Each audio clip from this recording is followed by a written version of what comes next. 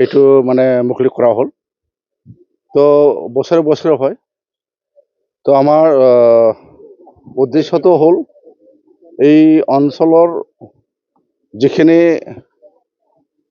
মানে আমাৰ মানুহবিলাক আছে, ৰাইজবিলাক আছে, এখেতসকলে যাতে আমাৰ এই যিটো জেগা ভুৱনেশ্বৰ হিলছ নদীৰ কাষত কুজিয়া নদী, এইটো যাতে ইয়াৰ দ্বাৰাই আমি মানে এই ইক' টুৰিজিমৰ দ্বাৰা ফেষ্টিভেল দ্বাৰা যাতে আমি প্ৰকাশ কৰিব পাৰে।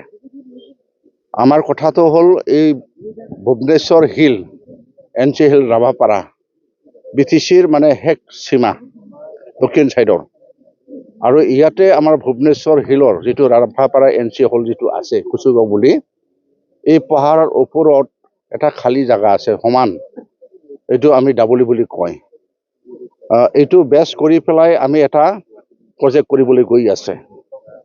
মানে খুব ধুনীয়া জাগা, তেনেকুৱা পাহাৰ BTC অঞ্চল বা অসমতে নাই বোধ হয় যে পাহাৰৰ মানে ওপৰত মানে তেনেকুৱা 25-30 বিঘা মাটি তেনেকুৱা খালী বা মানে সমান জাগা তেনেকুৱা নাই।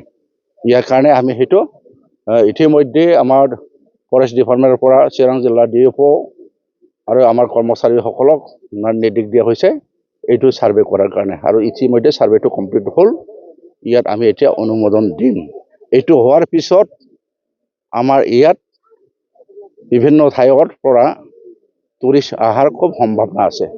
এইটো যদি আমি মানে মিডিয়া বা তেনেকুৱা মানে ছ'চিয়েল মিডিয়াত যদি আমি প্লাছ কৰি দিওঁ, তেতিয়াহ'লে মই ভাবোঁ বহুত মানুহ ইয়াত আহিব, চাবলৈ আহিব, আৰু এই জাগাৰ পৰা গোটেই ইপিনে দক্ষিণ উত্তৰ চব জাগাটো বঙাইগাঁৱতো দেখিব পাৰে, সুন্দৰ আছে। আৰু ইয়াত থকা মেলাৰ কাৰণে তলত আমি ব্যৱস্থা কৰিব বিচাৰিছে, যিটো কি কয় সেইটো মানে বেলেগ বেলেগ জাগাত আছে নহয় হোমষ্টে, সেইটো আমি কৰিব বিচাৰি। হোমষ্টে মানে মোৰ যেনিবা ঘৰ আছে, ইয়াতে আমি মানে ব্যৱস্থা কৰি দিম, এই তেনেকুৱা কৰিব বিচাৰিছে। মানে ইয়াৰ লগতে আমাৰ চিন্তাধাৰা ইয়াৰ মানুহবিলাকে যাতে ইয়াৰ দ্বাৰা আমি যাতে আৰ্থিক মানে উপাৰ্জন কৰিব পাৰে, বেকাৰ যুৱকসকলে, সেইটো মানে লৈ পেলাই সেইটো আমি এতিয়া ভাবি আছো, আৰু এইটো আমি বাস্তৱত ৰূপায়ণ কৰিম। এইটো এনে 7 crore মান হ'ব। সেইটো আমি এট এ টাইম স্পেণ্ড নকৰোঁ, সেইটো আমাৰ 3 বছৰত এটা মানে প্লেনিং আছে।